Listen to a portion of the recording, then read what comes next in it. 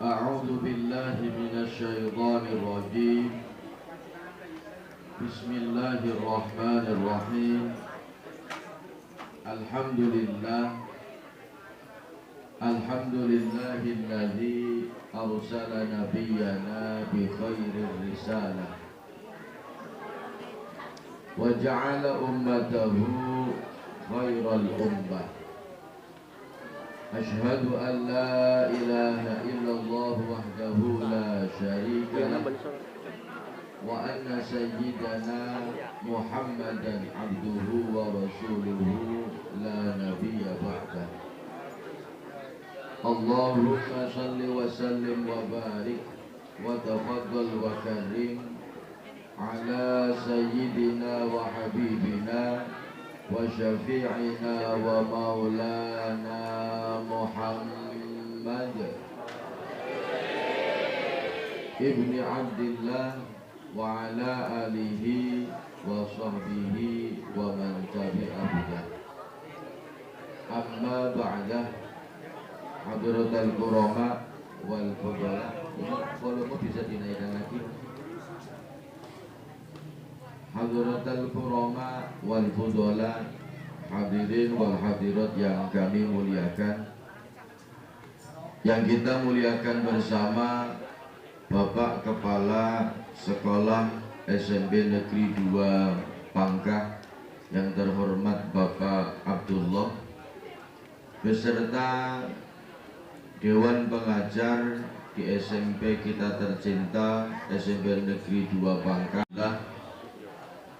Pada pagi hari ini kita berkesempatan untuk bersama memperingati satu hari besar dalam sejarah umat Islam, yaitu peringatan Isra wal Mi'raj Nabiyuna Muhammad sallallahu alaihi wasallam.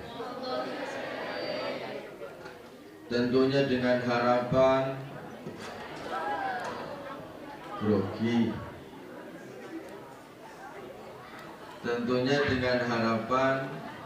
acara kita pada pagi hari ini akan mendapatkan kemanfaatan, keridhaan dari Allah Subhanahu wa taala. Amin ya rabbal alamin.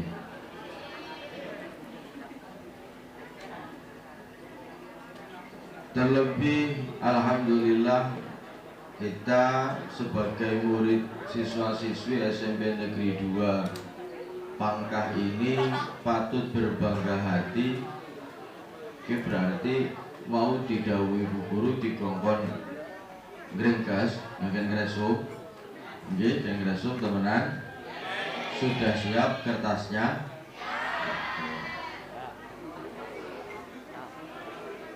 Anak-anakku sekalian, kita harus punya rasa berbangga hati, berterima kasih kepada guru-guru kita yang alhamdulillah kula wau ngobrol-ngobrol sekedap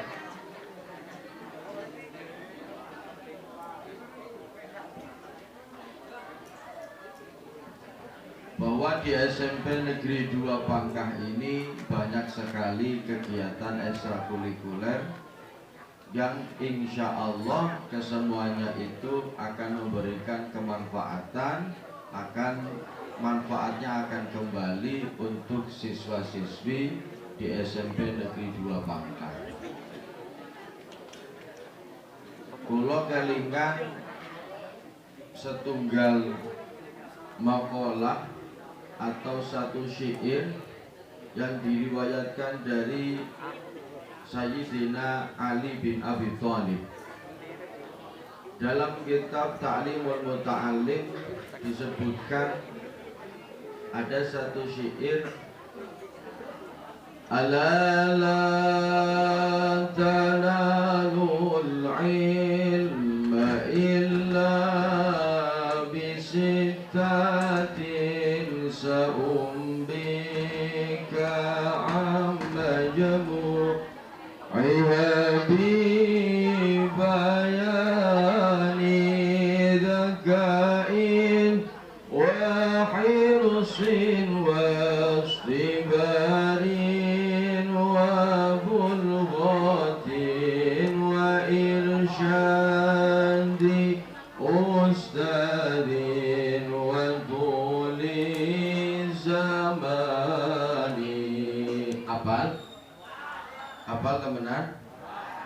Coba sing apal ngajung di, sing apal mana? Apal mboten? Apal? Hah? Ini nggone masker iya karo ora ketara. Apal mboten? Alhamdulillah, mboten nek kompak. Tapi mriki wonten sing ikut nggih, ada yang apal. Bahwa Al-Imam Ali bin Abi Thalib berpesan ada 6 perkara yang bisa membantu seorang pelajar bisa mendapatkan keberhasilan dalam belajarnya. Jadi menurut Al-Imam Ali bin Abi Thalib, supaya seorang siswa itu bisa berhasil dalam belajarnya, maka harus mengikuti. Maka ada 6 syarat, 6 perkara yang bisa untuk menunjang keberhasilan belajar seorang siswa. Yang pertama adalah zakain. Zakain itu adalah kecerdasan. Seorang siswa, seorang murid kepengin belajarnya berhasil, maka syarat mutlak pertamanya harus mempunyai kecerdasan, zakain.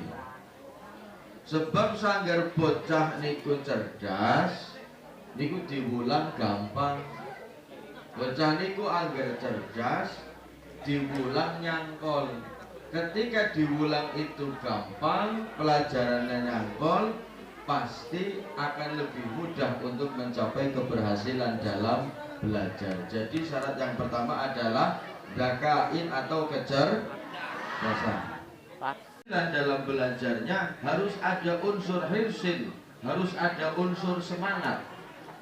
Karena ketika tidak ada kesemangatan dalam belajar, maka tidak mungkin seorang siswa itu bisa mendapatkan atau mencapai keberhasilan dalam belajar. Hirsin. Jadi wong cerdas itu kadang-kadang atau seringkali justru kalah oleh orang yang semangat. Anak bocah wis ngediraken pinter, akhirnya orang patia senang belajar, pasti akan terkejar prestasinya oleh anak yang mungkin IQ-nya biasa, tapi semangat belajarnya luar biasa. Hirsin. Kemudian syarat yang ketiga adalah istibarin. Istibar itu sabar. Jadi kesemangatan dalam kita belajar, kecerdasan dalam kita belajar harus ditopang dengan sebuah sifat kesabaran. Kesabaran di dalam belajar, karena sing arane wong belajar niku tidak bisa begitu diajar langsung paham, diajar langsung paham, boten sakit. Jadi harus ada kesabaran. Zakain cerdas, hirsin semangat, dan yang ketiga adalah kesabaran. Zakain wahirsin wastibarin. Dan keempat adalah bulghah. Bulghah itu adalah biaya. Bulghah adalah biaya. Seorang pelajar untuk bisa mencapai keberhasilan dalam belajarnya harus ada bulghah, harus ada biaya dalam belajarnya, harus ada biaya untuk memenuhi kebutuhan belajarnya. Orang mungkin wong belajar orang duwe buku, orang mungkin wong belajar orang duwe pulpen, orang mungkin wong belajar tidak punya kebutuhan-kebutuhan yang lain, dan itu harus ditunjang dengan bulghah atau sangu, biaya. Zakain wa hirsin wastiban wa bulghatin wa irsyadi ustadin. Dan yang kelima adalah petunjuk dari guru. Yang kelima adalah petunjuk dari guru. Dan perkara yang nomor 5 ini, petunjuk dari guru ini adalah sesuatu yang sangat penting dalam menentukan berhasil apa tidaknya seorang murid atau seorang siswa dalam mencapai keberhasilan pendidikan. Niki irsyadi ustadi. Kula tak cerita nggih. tak cerita. Wow, kula sekedap ngobrol-ngobrol karo Pak Munawar. Kenal Pak Munawar? Oh iya, orang kenal aku banget. Kula tadi ngobrol-ngobrol sama Pak Munawar. Ternyata Pak Munawar itu dulu waktu SMA itu sekolahnya di Lebak Siu di Babakan. Wis ngerti apa durung? Wis ya? Durung ya. Pak Munawar itu dulu waktu SMA-nya teng Babakan teng Lebak Siu. Ada satu guru. Beliau ceritakan ada satu guru namanya Bapak Sya'roni. Pak Guru Sya'roni ini ternyata memberikan satu kesan yang luar biasa terhadap Pak Munawar. Jadi anak guru namanya Pak Sya'roni. Setahu saya beliau itu guru yang sangat disiplin. Karena sekolahannya Pak Munawar itu di Babakan, itu gabung sama santri. Jadi siswa putranya wajib pakai kopiah hitam setiap hari. Jadi orang mukur kali lagi kegiatan pengajian seperti ini, tapi setiap hari harus pakai kopiah hitam atau kupluk lah ya. Harus pakai kupluk. Satu ketika Pak Munawar lagi belajar niku ngantuk. Pak Munawar gemien lagi sekolah baik kali belajar kadang-kadang ngantuk. Satu ketika beliau ngantuk. Ya karena ngantuk akhirnya pecine miring tiba ya. Akhirnya pecine tiba. Niku langsung diingatkan oleh guru beliau, Pak Sya'roni itu dimarahi betul. Kue hati-hati pecine aja nganti tiba. Sapi rahasia bote peci. Abote peci ana 1 kilo yang boten wonten, ana 1/2 kilo boten wonten. Pirang on abote peci, ora abot peci kuwi dinggo terus aja nganti ora dinggo. Mengko sampeyan ora sampeyan dikan wong gurune yang mengko kowen besok kari gede kari wis tua akan merasakan manfaatnya orang yang beristiqomah menggunakan kupluk. Pangarani peci ora paham kupluk. Jadi Pak Sya'roni, kamu nanti akan merasakan ketika sudah dewasa bagaimana barokahnya orang yang istiqomah menggunakan kopiah. Dan alhamdulillah beliau Pak Munawar merasakan betul. Nurut akhirnya go peci terus, tidak kemudian go peci arang-arang butuh, tapi go peci terus. Dan ternyata barokah dari menggunakan kopiah itu terus, alhamdulillah beliau sekarang bisa menjadi tenaga pengajar. Maka beliau itu adalah salah satu contoh murid yang berhasil dalam belajarnya berdasarkan nurut karo pituduhe guru. Sampeyan kepengin berhasil apa ora? Yang pengen takon di sebelah kene ke siapa mas? Arane siapa arane? Arane siapa? Kelambi putih gagah nama yang bagusnya. Arane siapa? Kelambi putih. Arane siapa? Iya sampean. Iya kamu. Namanya siapa? Kau takon, pantas arane siapa ya gue? Ahmad. Arane siapa? Ya? Namanya siapa namanya? Arane siapa? Muhammad Fadlan Badina. Dila. Fadlan. Oh Fadlan. Arane Fadlan. Tepuk tangan lu Fadlan. Kelas berapa Mas Fadlan? Kelas 7I. Kelas 7I. Mas Fadlan kelas 7I. Wis duwe cita-cita apa ora Mas? Dulu. Wis duwe cita-cita apa durung? Durung? Sanggar durung duwe cita-cita, kok ning MC tuku cita-cita. Sudah punya cita-cita? Apa pengen jadi apa? Ide.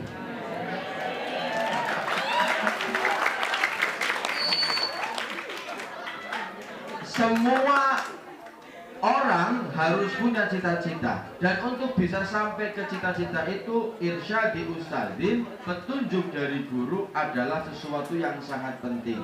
Jadi sampeyan kalau kepengen berhasil kudu nurut karo guru. Klambi kotak-kotak biru orangnya siapa? Ya kamu siapa namanya? Ya, orangnya siapa namanya?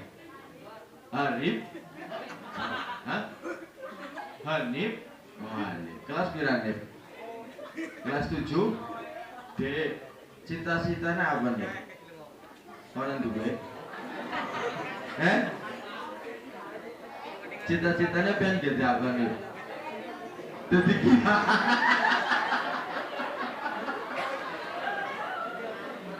cita-citanya pengen jadi kiai.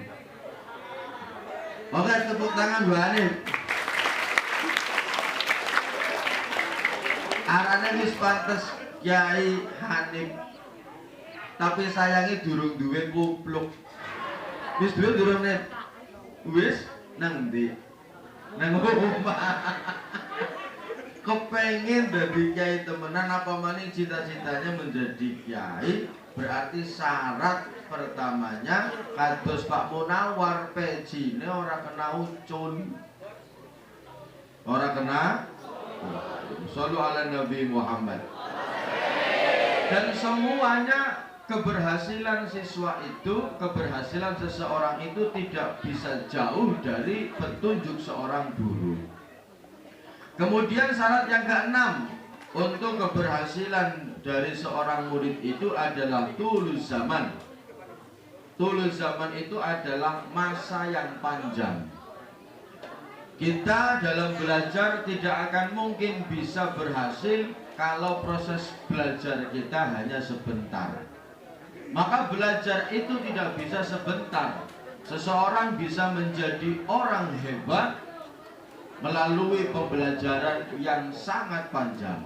Sampai saya ini SMP, jenjangnya masih jauh, masih ada di sekolah menengah atau SLTA yang harus dilalui, kemudian di perguruan tinggi juga harus dilalui. Maka tulis zaman ini harus bisa dilewati. Jadi ada 6 faktor yang bisa menunjang keberhasilan seorang pelajar. Ada berapa adaan? Sing pertama apa? Kok, ya, bloknya yang pertama. Sing pertama, ya orang keringokan. Nah, sing pertama, sing kedua, sing ketiga, sing keempat, sing kelima, yang keenam. Sallallahu ala Muhammad. Dan Isra, wis ngerti Isra Mi'raj itu apa? Ada yang tahu apa itu Isra Mi'raj?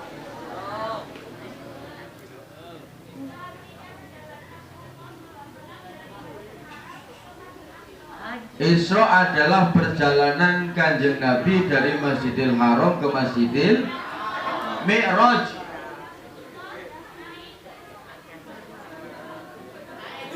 Rasulullah naik ke Sidratul Muntaha. Iya, pinter. Takone karo Mbah Bu. Perjalanan di malam hari ini kita dalam rangka memperingati peringatan Isra dan Mi'raj Nabi Muhammad sallallahu alaihi wasallam. Diterangkan dalam Al-Qur'an, disebutkan dalam Al-Qur'an ayat surat Al-Isra ayat pertama. A'udzu billahi minasy syaithanir rajim. Bismillahirrahmanirrahim. Subhanalladzi asra bi'abdihi laylan minal masjidil haram ilal masjidil aqsa ilal masjidil aqsa alladzi barakna hawlahu linuriyahu min ayatina.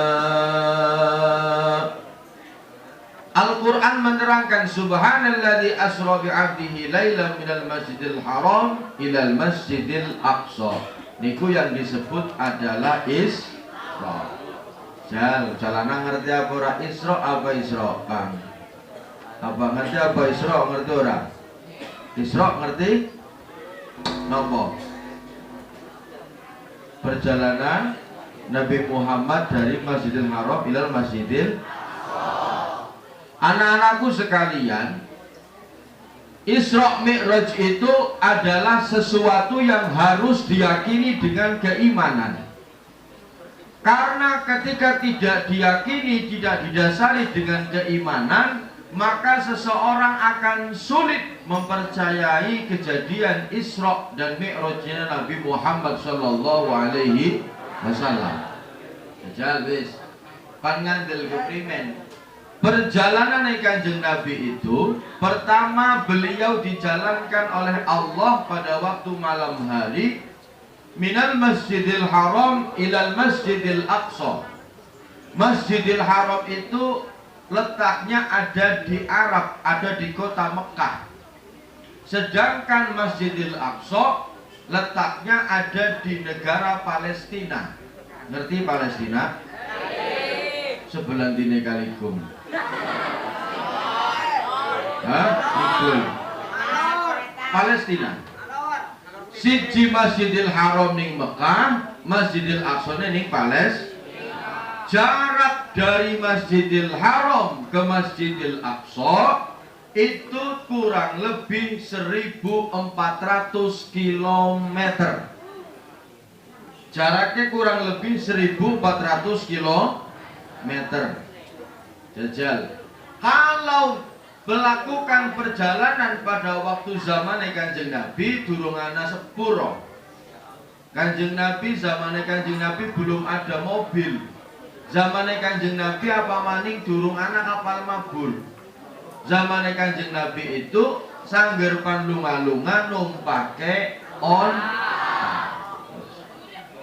Isra Kanjeng Nabi, perjalanan dari Masjidil Haram ke Masjidil Aqsa yang jaraknya kurang lebih 1.400 km, kalau ditempuh menggunakan onta niku bisa makan waktu berbulan-bulan, minimal 2 bulan. Tapi Kanjeng Nabi terjadi Isra Mi'raj itu hanya satu waktu pada malam hari. Jajal ana wong ngomong, Kanjeng Nabi ngomong maring wong-wong Mekah pada waktu itu, wahai orang Mekah, aku mengitas Isra, perjalanan dari Masjidil Haram ke Masjidil Aqsa, kemudian saya naik ke Sidratul Muntaha. Sapira suwene Muhammad? Mereka tanya. Kanjeng Nabi menjawab, saya melakukan perjalanan itu hanya dalam waktu sedikit pada waktu malam hari. Orang pada ngandel, sebab numpak onta bae kudu 2 bulan. Lah kuwe Kanjeng Nabi Muhammad ngaku Isra Mi'raj hanya dalam waktu sebentar di waktu malam. Wis jajal wis, umpamane ke Hanif ngomong, umpama anahan Hanif ngomong karo sampean, aku bengi jalan-jalan anjuk di Bali, anjuk Kalimantan, anjuk Singapura, anjuk ning Inggris, latan balik maning. Kira kapan nih? Tahunnya takon kapan nih? Hanif jawab bengi. Kira-kira sampean pan ngandel apa ora? Bisa orang ngandel? Wah. Iya, kenapa sampean bisa menyimpulkan itu adalah hoax? Kenapa? Karena nggak mungkin secara jarak tidak padat. Dulu Orang-orang Mekah itu ketika Kanjeng Nabi ngomong, ketika Kanjeng Nabi mengungkapkan bahwa semalam saya melakukan Isra Mi'raj, tidak ada yang percaya. Karena secara jarak tidak mungkin ditempuh hanya dalam satu malam. Maka orang yang percaya dengan peristiwa Isra dan Mi'raj adalah orang-orang yang memiliki keimanan, keyakinan, percaya kepada Nabi Muhammad SAW melakukan Isra Mi'raj didampingi oleh malaikat Jibril. Beliau diberikan satu tunggangan oleh Allah Subhanahu wa Ta'ala yang disebut tunggangan tersebut adalah buraq. Kalian tahu perumuran buraq? Buraq tahu perumu? Buraq itu ini juga harus sampean pahami betul, jangan sampai sampean punya pemikiran yang salah. Ana sing menerangkan jare buruk kuwe awake jaran, ndase wong wadon ayu. Lah pertanyaannya mangane apa? Pandipakani suket, ndase wong. Pandipakani jangan asem, awake jaran. Maka tidak begitu. Buruk itu tidak seperti itu. Maka penafsiran yang paling benar, penafsiran yang paling aman, apa itu buruk, sesuai dengan apa yang diceritakan oleh Kanjeng Nabi. Buruk itu adalah dabah. Dabah itu tunggangan, hewan tunggangan. Buruk itu adalah hewan tunggangan yang berwarna putih, yang tingginya atau besarnya lebih kecil dari bihol tapi lebih besar dari keledai. Sampai orang ngerti bihol ya orang ngerti keledai. Wong iki anane wedhus. Ya kan? Wis gampangane gedene kuwe tidak saduwure wedhus tapi sak sore jaran. Sampeyan kan kenale jaran karo wedhus kok, ora kenal bihol karo keledai. Buruk itu ukurannya kurang lebih lebih kecil dari jaran, lebih kecil dari kuda, tapi lebih besar dari kambing lah, sekitaran segitulah. Kanjeng Nabi hanya menerangkan itu, bahwa buruk itu adalah satu tunggangan yang besar, berwarna putih, yang besarnya sebesar itu. Tetapi Kanjeng Nabi tidak menceritakan bagaimana bentuk fisiknya, maka tidak usah berangan-angan bagaimana bentuk fisiknya buruk, karena itu adalah sesuatu yang tidak begitu perlu. Jadi aja duweni pikiran berarti buruk dia kayak gambaran, nggak perlu, tidak perlu. Buruk itu secara bahasa adalah al-barqu. Barqu itu artinya kilat. Kilat itu adalah cahaya. Nah ini, maka masuk akal sekali ketika Kanjeng Nabi melakukan Isra Mi'raj begitu cepat, karena yang dinaiki adalah satu tunggangan yang kecepatannya seperti kecepatan cahaya. Kecepatan cahaya itu kalau sampeyan pengen tahu, rata-rata 300.000 km per detik itu kecepatan cahaya. Jadi Isra Mi'raj itu pertama harus kita yakini dengan keimanan, karena kejadian dalam Isra Mi'raj itu adalah sesuatu yang tidak masuk akal. Maka sesuatu yang tidak masuk akal itu hanya bisa diamini dengan keimanan. Sallu ala Nabi Muhammad. Hadirin wal hadirat yang saya muliakan, ada beberapa hal, ada beberapa kejadian ketika Nabi Muhammad SAW melakukan Isra. Kanjeng Nabi melakukan Isra minal Masjidil Haram ilal Masjidil Aqsa, mengalami beberapa perjalanan atau mampir ke beberapa tempat. Jadi Kanjeng Nabi pertama mampir ke dari Masjidil Haram, beliau berangkat, belum sampai ke Masjidil Aqsa, beliau diampirkan dening malaikat Jibril di beberapa tempat. Yang pertama adalah Madinah. Yang kedua adalah Bukit Tursina. Yang ketiga adalah Baitul Lahmi atau tempat lahirnya Nabi Isa alaihi salam. Dan yang terakhir beliau disinggahkan ke Masjidil Aqsa. Jadi ada beberapa tempat yang disinggahkan oleh malaikat Jibril. Pelajaran yang bisa kita ambil dari situ, Kanjeng Nabi diampir-ampirakan dari malaikat Jibril di beberapa tempat. Kanjeng Nabi disuruh sholat di tempat itu, Kanjeng Nabi nurut. Setelah itu Kanjeng Nabi takon maling malaikat Jibril, "Ya Jibril, kenapa engkau menghampirkan saya di tempat-tempat itu?" Maka Jibril menjawab bahwa tempat-tempat itu adalah tempat-tempat yang bersejarah, tempat-tempat yang pernah disinggahi oleh nabi-nabi terdahulu, tempat-tempat yang pernah disinggahi oleh orang-orang soleh. Pelajaran di sini artinya bahwa kita itu diperintahkan, kita itu dianjurkan untuk suka atau sering mendatangi tempat-tempatnya orang soleh. Apa contohnya? Ya sampean dolan ning omahe gurune, sampean dolan ning omahe kiyaine, sampean dolan ke tempat-tempat kalau orang-orang tua pada ziarah, itu baik sekali. Karena dulu Nabi Muhammad sebelum sampai ke Masjidil Aqsa, beliau diampirakan dari malaikat Jibril di beberapa tempat yang dulunya pernah disinggahi oleh orang-orang soleh. Karena ketika kita datang ke tempat yang pernah disinggahi oleh orang soleh, maka kita akan mendapatkan keberkahan dari Allah Subhanahu wa ta'ala. Keberkahan itu ada tiga.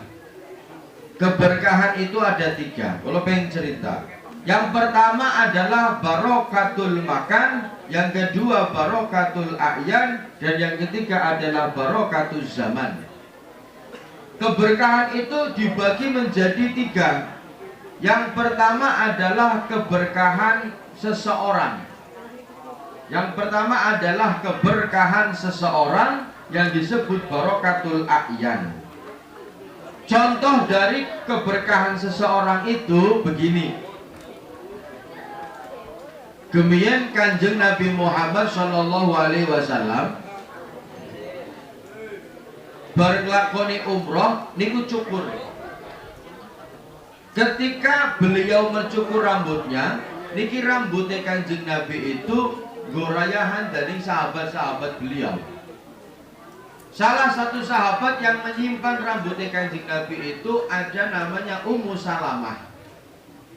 Ummu Salamah itu nyimpen rambutnya Kanjeng Nabi. Niku dengan modal rambutnya Kanjeng Nabi, Ummu Salamah bisa menjadi tabib, bisa nambani berbagai macam penyakit. Satu ketika ana wong dodok lawan Ummu Salamah. Assalamualaikum. Ummu Salamah apa niku kula larene mriyang apa lara weteng. Nyuwun tambah. Padahal Ummu Salamah bukan dokter. Tapi apa Kanjeng Ummu Salamah niku nyimpen rambutnya Kanjeng Nabi. Ya wis engko tak gawena tambah. Tambahne apa? Tambahnya dijupukna banyu ning gelas, rambutnya Kanjeng Nabi dicemplungna ning gelasnya, diangkat lagi rambutnya, kayak mana diinungaken lara wetenge mari. Karena apa? Karena keberkahan dari rambutnya Kanjeng Nabi. Maka sampean gak usah heran ketika umpamane saiki sampean menangi apa ora. Ana wong mriyang kemudian lari ke rumahnya kiai, jaluk banyu, jaluk wedang. Sampeyan gak usah heran, karena kejadian itu sing awit zamane Kanjeng Nabi sudah terjadi. Niku namanya barokatul a'yan. Kemudian yang kedua adalah barokatul zaman, berkahnya waktu. Yang kedua adalah barokatul zaman, berkahnya waktu. Berkahnya waktu maksudnya adalah ada beberapa waktu yang memang diberikan keberkahan oleh Allah Subhanahu wa ta'ala lebih dibandingkan waktu-waktu yang lain. Napa contohnya? Contohnya ya bulan ini, bulan Rajab. Isra Mi'raj itu terjadi pada bulan Rajab. Rajab itu adalah salah satu bulan yang dimuliakan oleh Allah, di mana ketika seseorang melakukan amal baik di bulan Rajab, maka pahalanya akan dilipat gandakan oleh Allah Subhanahu wa ta'ala. Niku barokatuz zaman. Barokatuz zaman. Kemudian yang ketiga adalah barokatul makan. Barokatul makan adalah berkahnya tempat. Maknanipun, maksudipun, ada beberapa tempat yang diberikan keberkahan oleh Allah Subhanahu wa ta'ala. Dibandingkan tempat-tempat yang lain, tempat itu memiliki satu keberkahan yang lebih. Karena apa? Karena tempat itu adalah tempat yang dilakukan di dalamnya perbuatan-perbuatan baik. Setiap tempat yang di dalamnya untuk melakukan perbuatan baik, maka tempat tersebut akan mengandung keberkahan dari Allah Subhanahu wa ta'ala. Jadi berkah zaman, berkah makan, berkah tempat, dan berkahnya seseorang. Setelah perjalanan Kanjeng Nabi Isra sampai ke Masjidil Aqsa, beliau naik ke Sidratul Muntaha. Beliau naik ke Sidratul Muntaha melewati 6 sampai langit ke-7. Pada langit pertama Kanjeng Nabi ketemu karo Nabi Adam. Pada langit kedua Kanjeng Nabi bertemu dengan Nabi Isa alaihi salam. Pada langit ketiga Kanjeng Nabi bertemu dengan Nabi Yusuf alaihi salam. Pada langit keempat beliau bertemu dengan Nabi Idris alaihi salam. Pada langit kelima beliau bertemu dengan Nabi Harun alaihi salam. Dan pada langit keenam beliau bertemu dengan Nabi Musa alaihi salam. Jadi malaikat Jibril niku nganter Kanjeng Nabi hanya mampu sampai langit keenam. Sampai langit keenam.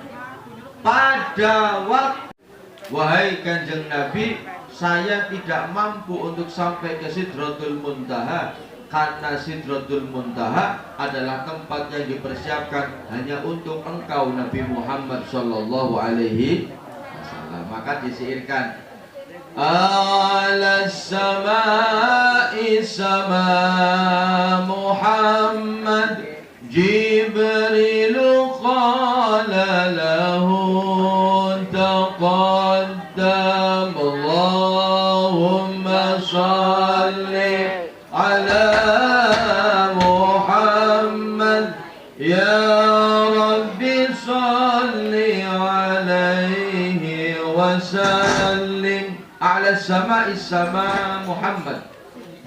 Jibril ngomong a'la samai sama Muhammad, bahwa langit yang paling tertinggi sampai ke Sidratul Muntaha itu hanyalah langit yang dipersiapkan hanya untuk Kanjeng Nabi Muhammad sallallahu alaihi. Jibril mboten mampu.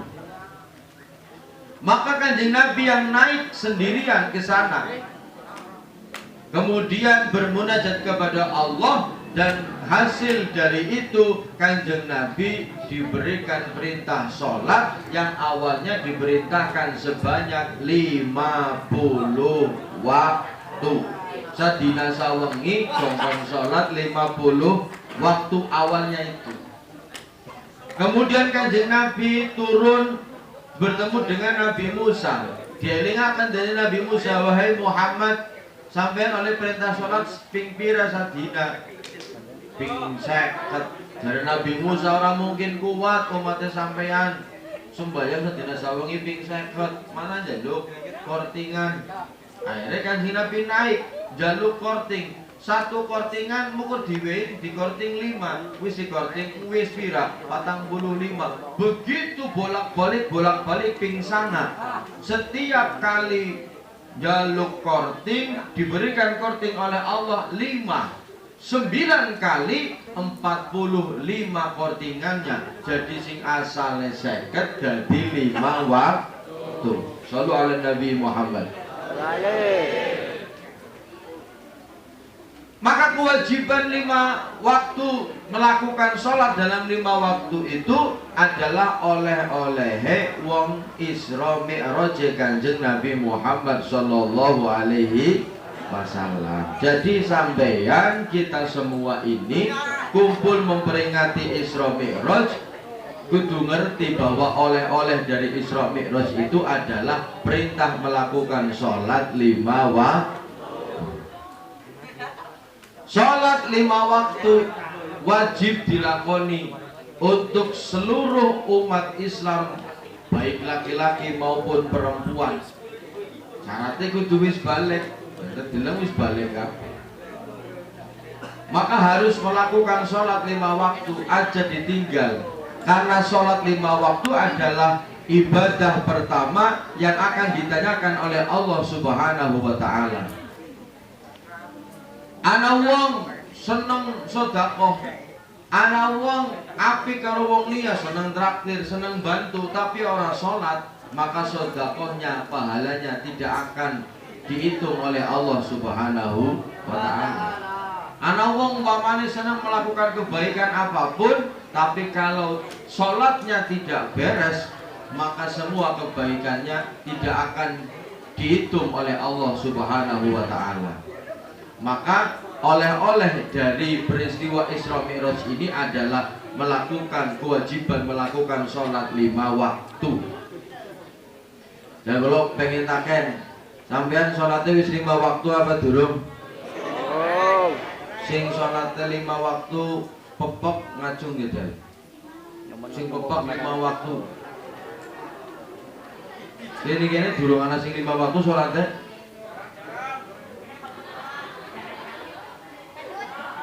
Durung ana sing 5 waktu durung?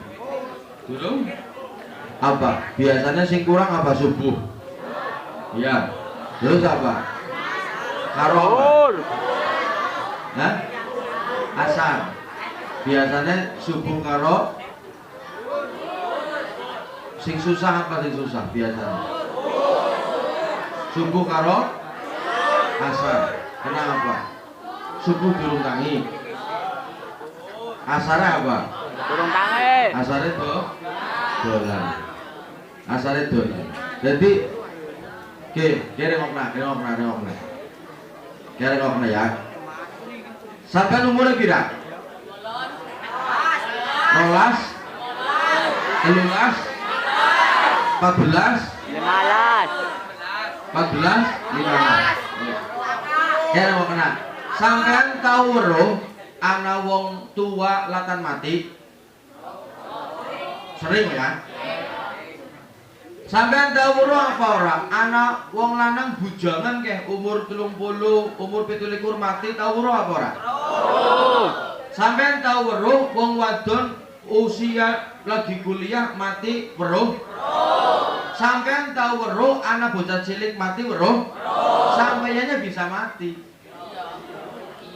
Ya ora? Bahwa kematian itu ora kudu tua, bisa bae kok sampean dolaning kali kelelep mati.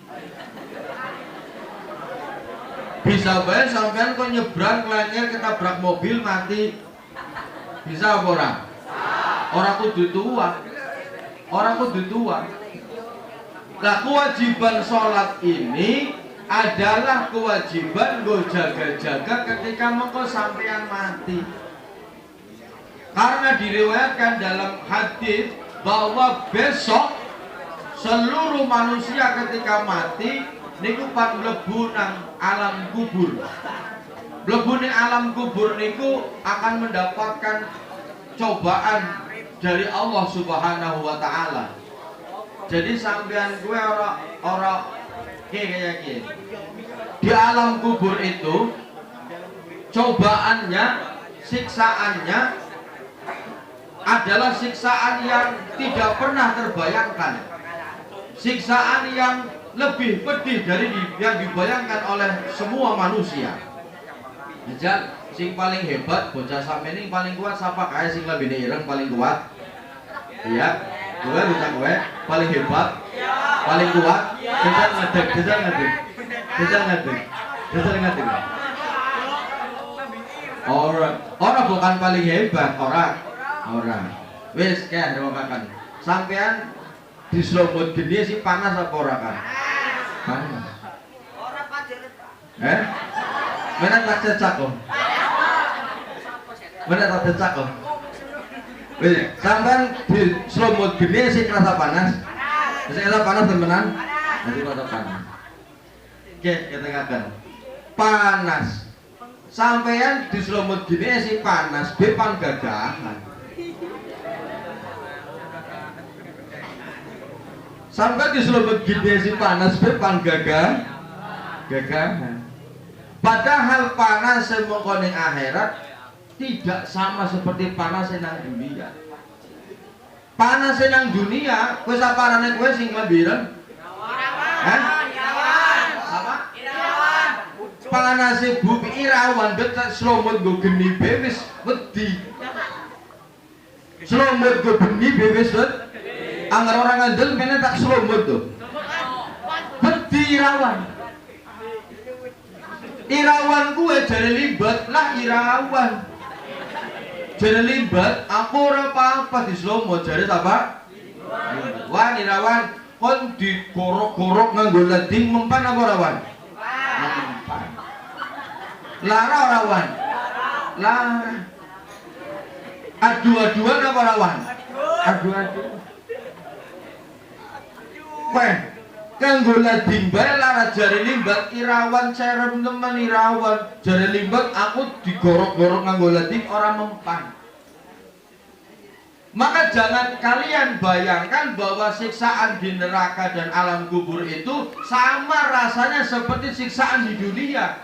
Kalau sama, maka limbat orang wedi banding neraka. Ya ora? Ya. Jadi limbat orang apa kan di neraka orang apa kan? Jadi limbat kan hanya gue. Tapi jangan bayangkan semacam itu karena siksaan di neraka itu tidak sama seperti siksaan di dunia. Limbat saktine kaya ngapa? Angger kita orang ngomong limbat manjing neraka. Tidak, jangan dipelintirkan. Ada orang sesakti apapun, sekebal apapun, tidak akan bisa kebal ketika menghadapi siksaan di alam kubur, ketika menghadapi siksaan di alam neraka. Maka mumpung kula sampeyan niki akalnya masih sehat, orang yang akalnya masih sehat itu harus punya keyakinan bahwa aku ke bakalnya pan mati. Mati gue ora kudu tua, ora kudu nom, ora kudu cilik. Angger wayahe mati ya mati. Jajal wis sampeyan umpama bae ke umpama, muga-muga tak aja, muga-muga aja. Umpamane bae. Kita diceritakan, besok niku sampeyan tahu diulang di madrasah, besok ning alam kubur kan ditakoni man rabbuka, ya ora? Wa man nabiyuka, ya ora? Bahasane bahasa ndi? Bahasa penusupan? Bahasane bahasa? Sampeyan tahu belajar bahasa Arab apa ora? Telepon kok jawab ning alam kubur kan keprimen. Orang sak kuatir sebab sing jawab dudu sampeyan kan. Ketika Mungkar dan Nakir bertanya di alam kubur, man rabbuka wa man nabiyuka dan seterusnya, yang jawab dudu sampeyan, yang jawab dudu orang yang mati. Tapi siapa yang menjawab? Yang menjawab adalah amal sholatnya ketika di dunia. Maka seseorang yang ketika hidup di dunia itu sholatnya pepek 5 waktu, manjing kuburan ora usah wedi, karena mengko ketika Mungkar Nakir datang sing mangkadepi niki ganjarane sholat. Lakoni sholat. Shallu ala Nabi Muhammad. Balik tak kandani ya. Ini tahun 2022. Tahun 2022 di era sekarang ini sing lagi ngetren gue anak pemuda soleh. Saiki sing ngetren gue pemuda soleh, bocah nom blatangnya saiki wis ora ungsum. Ketinggalan zaman ora payu. Ora sak gagahan. Sangger pada bocah lanang belakang, gumiyen uripe tahun 80-an. Gondrong-gondrong. Celanane jubre, suwek-suwek, gumiyen ketinggalan zaman. Zaman saiki pemuda idamane gue, pemuda sing salate 5 waktu, pemuda sing bisa maca Qur'an. Takono iya, Mbak. Weh, krungu. Jadi saiki trennya sampean itu hidup di masa di mana tren yang baik itu pemudanya yang hebat itu adalah pemuda sing salate bisa 5 waktu, pemuda sing bisa maca Quran. Kalau sampean zaman saiki kok esipan belakang-belakangan ketinggalan zaman, orang hebat orang hebat. Jadi wong sing hebat zaman saiki, bocah nom sing hebat zaman saiki adalah bocah nom sing salate 5 waktu. Yo, mari bareng-bareng bismillahirrahmanirrahim. Asyhadu an la ilaha illallah wa asyhadu anna Muhammadar Rasulullah. Saya berjanji akan berusaha salat 5 waktu tanpa ditunda-tunda. Hasbunallah wa ni'mal wakil. Ni'mal maula wa ni'man nasir. La ilaha illallah. La ilaha illallah. La ilaha illallah. Mudah-mudahan berkah ini sampai nanti sholatnya bisa komplit. Kalau kepengen kita semua menjadi orang baik, insya Allah sangat sampean sholatnya komplit, sampean menjadi wong apik. Sebab sholat itu tanha anil fahsya'i wal munkar. Karena sholat yang baik itu akan bisa mencegah orang yang sholat, mencegah dari perbuatan-perbuatan yang tidak baik. Godong sampean sholatnya wis komplit 5 waktu, insya Allah karo kancane ya eman. Orang mungkin menganiaya kepada yang lain. Ki wong ana sing wong esi dolim kepada orang lain, tandanya sholatnya masih perlu dipertanyakan. Tapi insya Allah sampean sholatnya wis 5 waktu, insya Allah kalau wong liya pada di wong sing eman. Sampean sholatnya sudah 5 waktu, insya Allah dengan orang tua juga sampean bakal eman. Sampean punya sholatnya sudah 5 waktu, maring gurune sampean pasti pan hormat. Sampean sholatnya sudah 5 waktu, maring adine sampean pasti pan eman.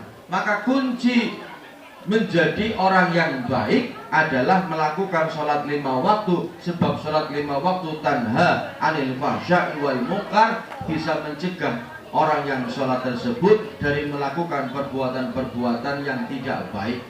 Insya Allah kuncinya sampean kepengin disenengi daning wong tua, kepengin disenengi daning guru, kepengin disenengi daning kanca-kancane, kepengin disenengi daning adi-adine. Kuncinya adalah sholate 5 waktu. Makatan ingkang saged kawula aturaken, muga-muga hidayah turun pada pagi hari ini. Sampean semua akan diberikan oleh Allah hidayah untuk bisa sholat 5 waktu tanpa ditunda-tunda. Sampean akan menjadi orang yang baik, baik kepada orang tua, baik kepada guru, baik kepada teman, baik kepada yang lainnya. Amin ya rabbal alamin. Al-Fatihah.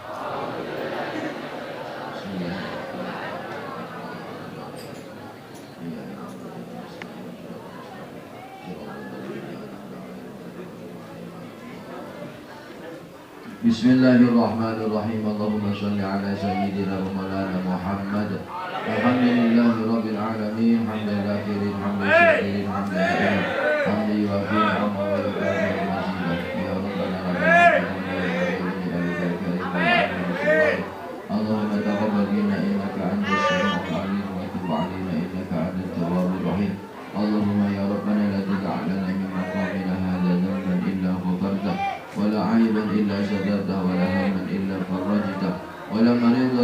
شفيتها ولا حاجة من حوائج الدنيا والآخرة إلا قضيتها ويسرتها يا رب العالمين. وصلى الله على سيدنا محمد وعلى آله وصحبه وبارك وسلم. Walhamdulillahi rabbil alamin. Mohon maaf yang sebesar-besarnya. Wassalamualaikum warahmatullahi